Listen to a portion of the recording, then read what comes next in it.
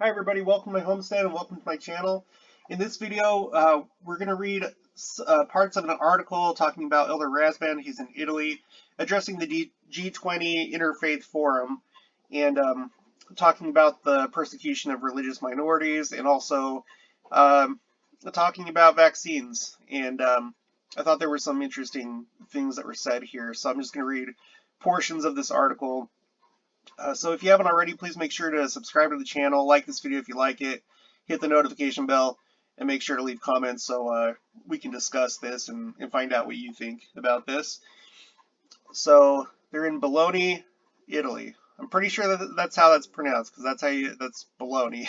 So um, in Italian, the G and the N make a ny sound like in Spanish, the Nye. So Bologna, Italy.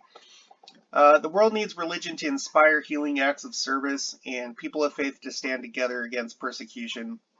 A Latter-day Saint apostle said here Monday at the G20 Interfaith Forum, quote, "We share with many of you a commitment to God and charity," said Elder Ronald A. Rasband of the Quorum of the 12 Apostles of the Church of Jesus Christ of Latter-day Saints. True religion prompts us to help those in need. There's no question that the world needs all of us and our desire to go about doing good with the promise that God will be with us. Minorities are the targets of most hate crimes, said another panelist, Ferdinand de Veranis, the United Nations Special Rapporteur on, on minority issues. That theme was repeated by several of the session's 10 speakers. I know that this is a rabbi right here. I know that there's been a lot of concern about anti-Semitic crimes recently, so I'm sure that they're included in this issue of minorities being persecuted. Elder Rasband shared the history of persecution and violence suffered by his own minority faith in the 19th century. Once a very persecuted minority, today we reach out to others around the world in partnership and relationship, he said.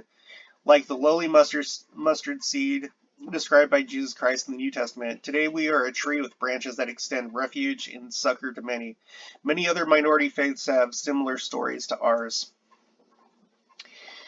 Elder Rasband also said religious freedom is a foundational part of the church's theology and history, noting that church founder Joseph Smith said he was willing to die to defend the religious liberty of those whom he said may be unpopular and too weak to defend themselves. No matter our culture, color, creed, or country, God's love unites us to stand together to face down religious persecution. All right. Now, that belief also inspires charitable service, Elder Rasband said on the second day of the three-day Interfaith Forum that has brought the world government and religious leaders together in Bologna, the cradle of European university education. The Interfaith Forum, also known as IF20, is crafting joint faith-based recommendations to provide to leaders who will attend the Group of 20 meetings in Rome at the end of October. Through the first 2 days of the forum, speakers have referred frequently to a study that shows 84% of the world population are people of faith.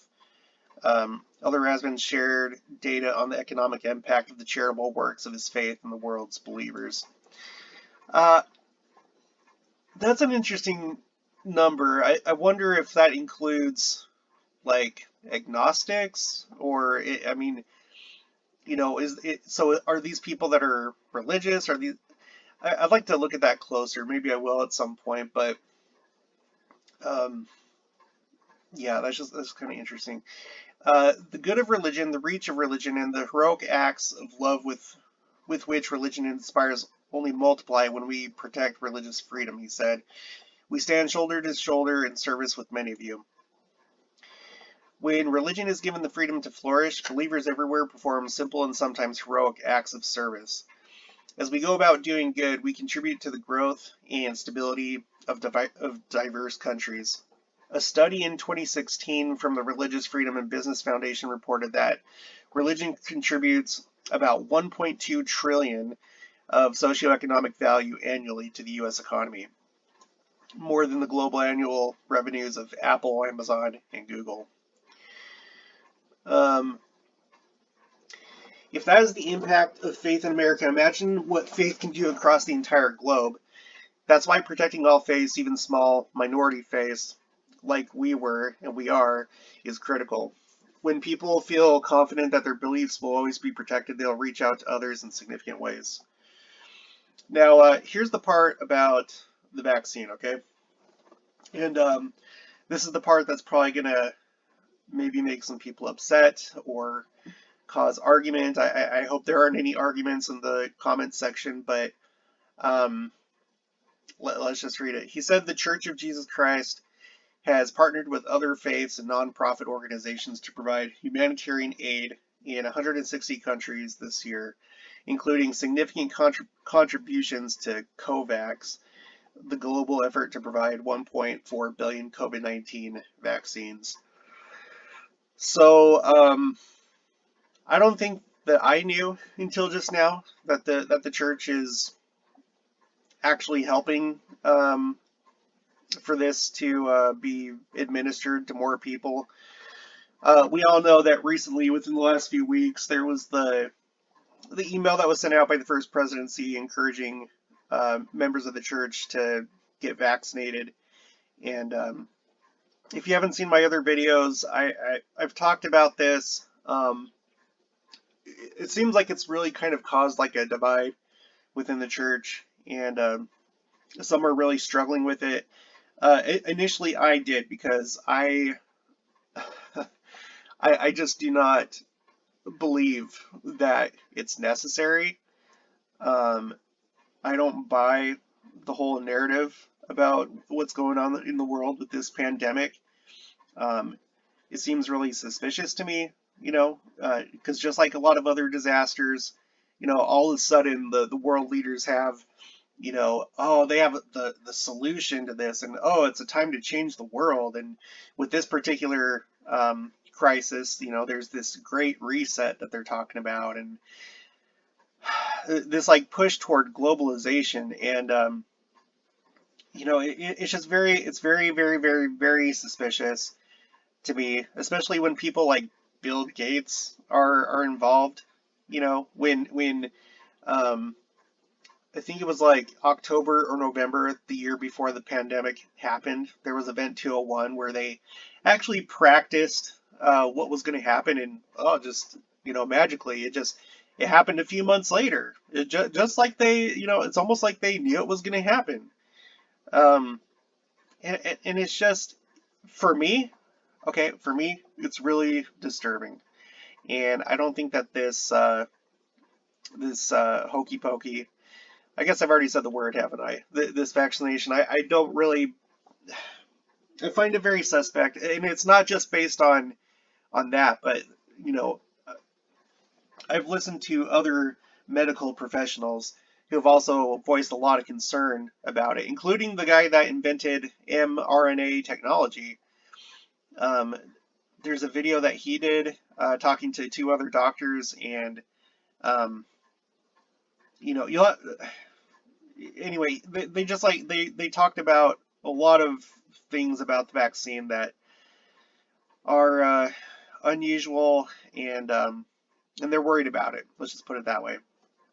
But when the church sent out, when the first presidency sent out that email, um, initially I was I'm just gonna say I was upset. I was upset. I was disturbed, especially with some of the language in the email, saying like following the wise counsel of world leaders, and like I was just like, what are you being serious right now? Okay, but so what did I do? I thought about it, I prayed about it, and I did receive um, basically an answer for myself. Okay, for myself to go ahead and get it. And that's something that each one of us will have to work out for ourselves. It may require prayer, may require fasting. but so I received my answer, but on the other side, I thought about it, and this channel, it's mostly a second coming channel. We're watching for the signs of the times, and we're watching everything that the general authorities are saying, to kind of get a feel for how close we are, and just watching for their counsel in regards to getting ready for the second coming. And I do believe, this is me, I believe that we're close. I believe that there's going to be a quickening, or a rapture, or being caught up, or being translated, whatever you like to call it. And that's what gives me some relief, is that if this thing is bad for your body, I'm fully convinced that within, who knows, maybe this year, maybe 5 years, maybe 10 years, maybe 15 years, that will be translated and it's going to be a non-issue. You may not feel the same way. That's why you got to work it out for yourself. I do believe that it's wise to follow the counsel of the prophet. I know there's the argument that this email came out on the administrative side, but I think that's kind of splitting hairs, and I can't really think of very many times when the prophet has given advice to the church where it ended up being unwise to follow that counsel. And I know that's a really hard pill to swallow, because there's been so many arguments online about this. You go to YouTube, you look at your friends and family, and there's contention. And so if you're like me, and you don't really trust this thing, and you don't buy the mainstream narrative about what's going on, it's almost like you feel like you're losing a battle, or you're giving in. You've lost, and it can hurt your pride. But we need to get rid of pride. Okay, it's not giving in. It's not losing a battle. It's following the counsel of the general authorities. They've all gotten it. So if this thing is bad, if it's gonna kill us in 5 years, or something like that, then I mean they've taken it, right? Um, and I think that they're pretty well informed, not only by those with whom they associate, but also directly from the Lord. They haven't just like done this out of without thinking. I'm sure that they've consulted with the Lord, and especially putting out that email to the entire church. When you're in that kind of position where what you say influences millions, I think you're pretty careful with your words and the messages that you put out. And in our church specifically, probably every single thing is done with prayer and with inspiration. So for those of you that are against it, like me, it sucks. I know it sucks. I don't like it, but I do trust the prophet, and if he took it, then I'll do it too, and um, I have faith that the Lord, he's not going to just like let the controllers of this world carry forth their evil plans if it's gonna significantly impact the world or the church. So moving on, there's going to be some more about that a little bit later, but let's move on. The church has also delivered 26 million meals this year and conducted 294 projects to help refugees with shelter, healthcare, and resettlement in 50 countries, he said. I want to highlight this because I've seen people, like people that are ex-members. In fact, like I have a friend who fell away from the church.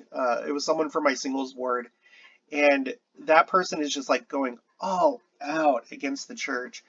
And one of the things, like one of the memes that they shared was like, it showed like a map of all the temples, and it showed pictures of the temples, and it's like, how can a church that spends so much money on temples, like why do they have all the money for temples but they don't have money to help the needy and help the poor. And it's like, what are you talking about?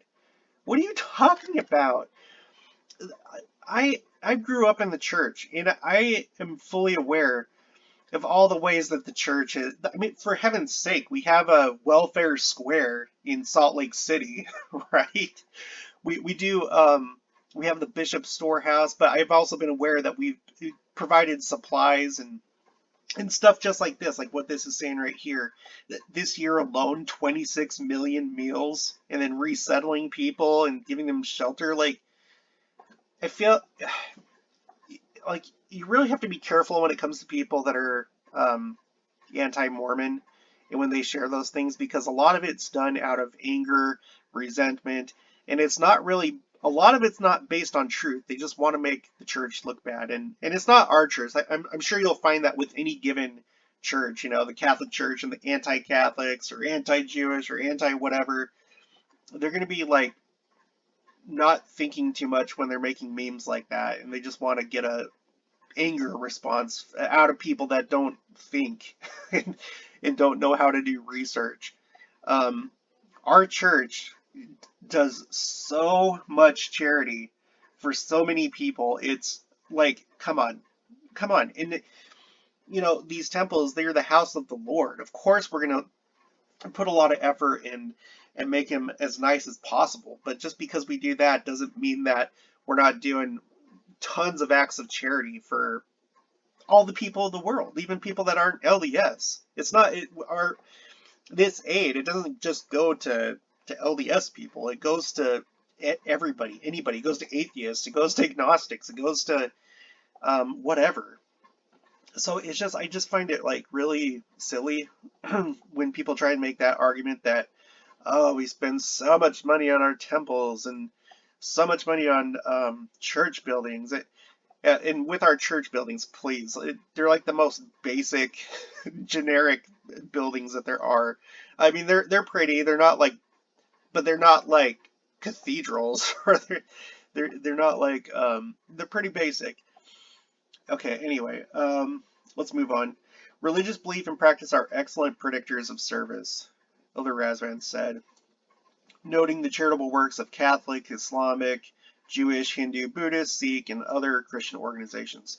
I hope that universal goodness prompted by faith traditions will be honored and admired, he added. The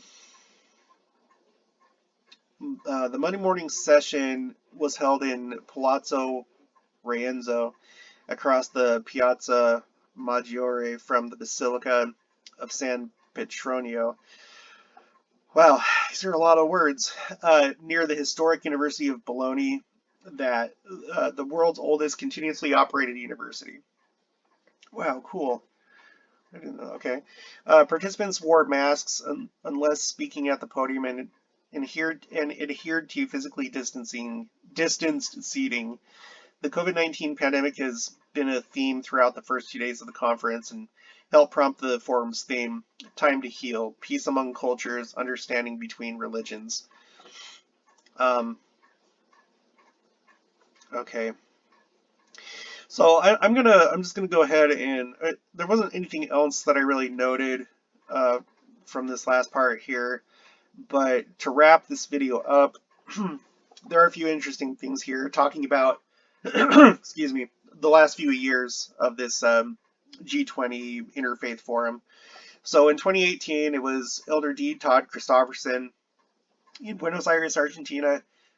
He said, the world has an interest in protecting religious freedom because of its fundamental... I'm so sorry. I need to get a glass of water. Because it is fundamental to societal well-being and both protects our other fundamental rights and promotes civic virtue and nurtures strong families. Yeah, and we all know that families are critical to society and to civilization.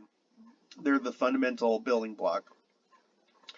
In Tokyo, Japan, it was Elder Garrett W. Gong. He said religious communities offer unique connections between international and local organizations and contribute to peace. He shared empirical evidence dispelling the myth that religion inherently leads to violence. Yeah, see, that's just another one of those arguments made by anti-religious people, that it's like, religion is the source, has been the source of more war and more killing than blah blah blah. And while certainly there have been wars based on religion, you also have to wonder, like, some of these were they really based on religion, or were they based on power and ulterior motives, but using religion as a front, right? Because we know that throughout medieval times, in the history of Europe, the Vatican and the Pope have wielded significant political power. And I mean, you can research that and you can tell that not everything that's been done by them has been for religious purposes. So I feel like that's just like just one of those knee-jerk reaction memes and arguments that's thrown out there to, like, for people that don't really think and don't study, to just get mad about religion. Anyway, empirical evidence saying religion instead provides inspiration, discipline, transcendence, faith, hope, and goodwill. And then the last one here. When the 2020 forum was held virtually due to COVID-19, Elder David A. Bednar, who told participants that some government officials had failed during the pandemic to understand how and why religion is fundamental to the lives of billions of people. He also said governments should recognize that religious leaders can be helpful in the fight against the coronavirus, including the sharing correct information about the effectiveness of vaccinations. And I didn't know that he had said that. Okay, I just started this channel like a month ago, so I'm probably going to be more on top of church news and what's going on, and hopefully in so doing I'll help you as well be aware of what's going on in the church. I think there's a lot of things that happen that we just aren't aware of, because before now I didn't like sit down and read these articles, and maybe it's a good idea to do so.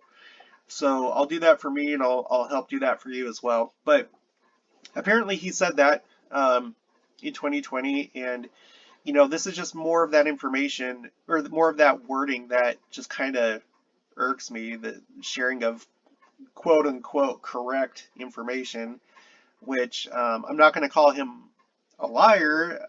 I don't think that he is. Maybe that's with their sources, that's what they're being told, and I don't want to go into that. Okay, the point is, the church is doing it. I guess they're telling the G20 that they can, one of the benefits of religion is to help share this information and encourage people to get vaccinated. And, so I don't know. It's tough. I share in your pain if you are against this. But I really, really do think that we can trust our general authorities and the prophet. And, we might be right.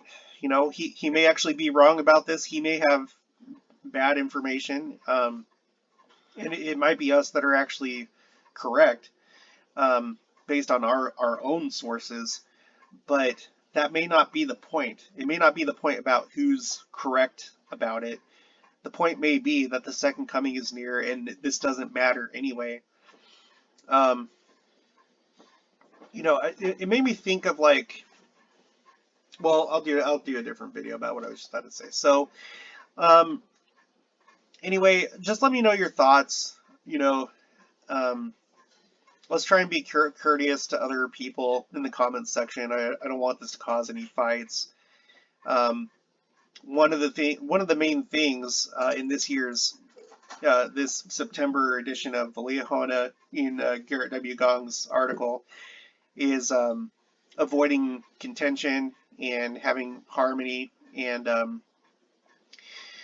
because that's what Zion's about. There's no contention in Zion. It's the pure in heart, one in mind, one in heart, and we don't want the Lord to come, for the second coming and find his church quarreling with each other over things like this, right? While I think it's good to hold on to our beliefs and what we've researched. These things are not gospel issues, and that I think that's why that message came in through the administrative side, because it's not an issue of salvation. You're not sinning if you don't do this. But so with these kind of things, I think it's important to be educated and research, but at the same time, let's try and have harmony with each other and focus more on Zion and that which is important, ultimately. So I'm just gonna leave it there. So if you haven't already, please make sure to subscribe to the channel. Like this video if you liked it. Hit the notification bell and leave comments. I'll be doing a lot more church news, following all these different topics, looking for the signs of the times, and I'm also going to throw in some homesteading content. And I'll talk to you later.